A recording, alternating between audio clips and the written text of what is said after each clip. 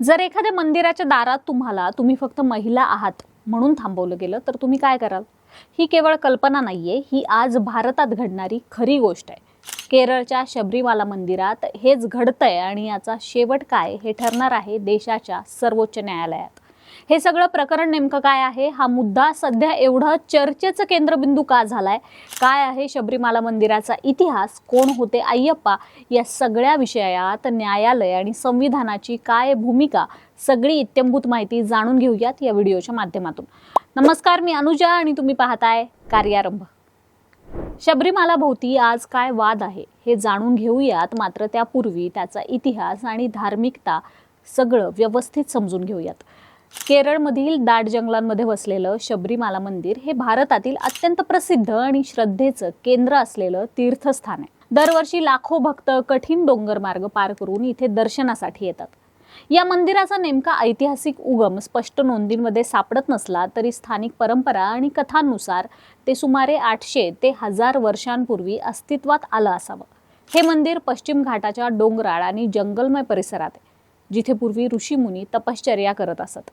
या मंदिरातील मुख्य देवता म्हणजे स्वामी अय्यप्पा किंवा देव अय्यप्पा.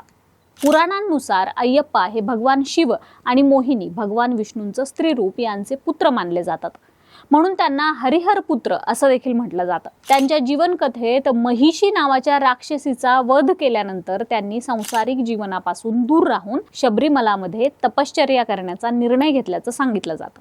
याच कारणामुळे अय्यप्पा हे नैष्टिक ब्रह्मचारी म्हणजेच आयुष्यभर ब्रह्मचर्य पाळणारे देव मानले जातात. महिलांच्या प्रवेश बंदीची परंपरा याच ब्रह्मचर्याच्या श्रद्धेशी जोडलेली आहे. अय्यप्पा ब्रह्मचारी असल्यामुळे 10 ते 50 वयोगटातील म्हणजे मासिक पाळी येणाऱ्या वयोगटातील महिलांना मंदिरात प्रवेश दिला जात नव्हता.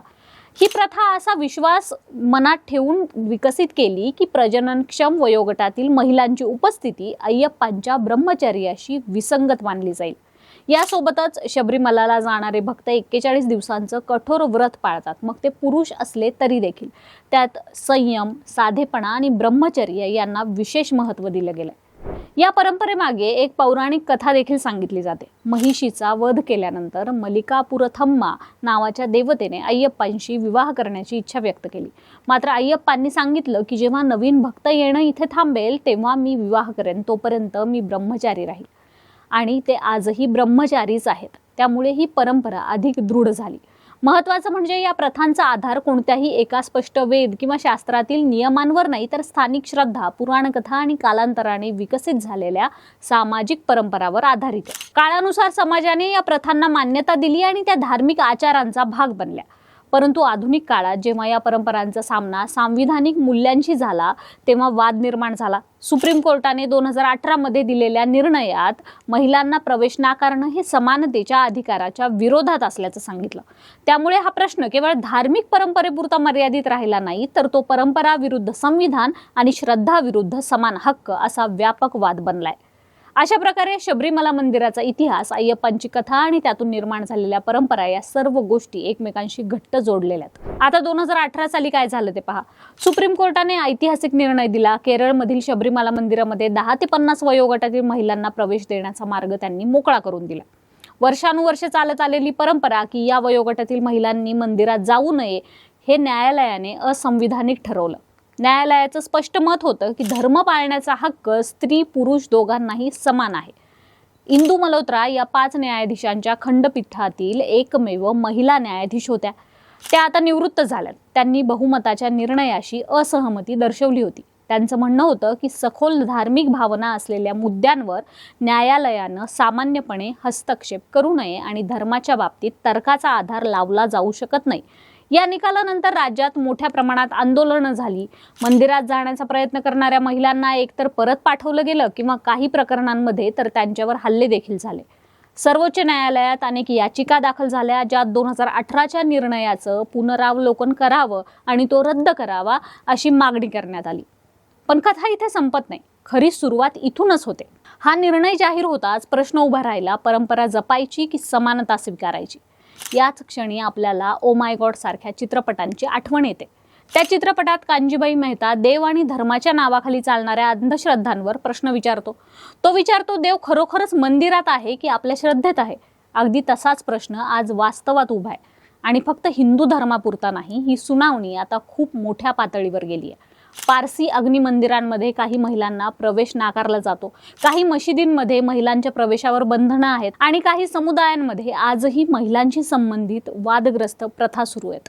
म्हणजे प्रश्न एकच आहे की धर्माच्या नावाखाली भेदभाव कितपत योग्य. अलीकडच्या काही वर्षात परंपरांचा आधार देऊन शतकानुशतके महिलांना प्रवेश नाकारणाऱ्या मंदिर, मशिदी आणि इतर धार्मिक स्थळांना महिलांच्या गटांकडून अभूतपूर्व आव्हानं दिले जात आहेत. प्रवेश नाकारणं हे आमच्या मूलभूत हक्कांचं उल्लंघन आहे असं या महिला म्हणतात. पारशी धर्मातील काही प्रकरणांमध्ये पारशी नसलेल्या पुरुषाशी लग्न केलेल्या महिलांना अग्निमंदिरात प्रवेश नाकारल्याविरोधात न्यायालयात खटले दाखल करण्यात आलेत.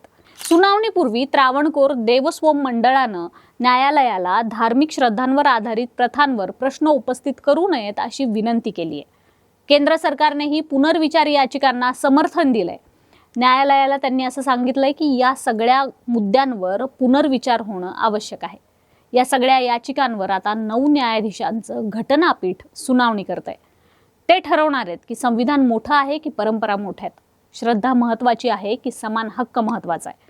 ही फक्त एक केस नाहीये, ही कथा आहे बदलाची, संघर्षाची आणि समाजाने स्वतःला विचारलेल्या कठीण प्रश्नांची. 22 एप्रिलला या प्रकरणाचा निर्णय अपेक्षित आहे. कदाचित हा निर्णय ठरवेल की भविष्यात महिलांना प्रत्येक धार्मिक स्थळी समान अधिकार मिळणार की नाही. पण शेवटी एक प्रश्न तुमच्यासाठी आहे, जर देव सगळ्यांसाठी समान असेल तर त्याचं दार कोणासाठी बंद असावं का? धार्मिक मुद्दा महत्वाचा आहे की लोकशाहीत बहुमताने कोर्टाने घेतलेला निर्णय? तुम्हाला काय वाटतं, कोर्टाचं म्हणणं योग्य आहे की धार्मिक बाबींमध्ये कोर्टानं न बोलता फक्त न्यायाशी संबंधित गोष्टींवरच बोलावं?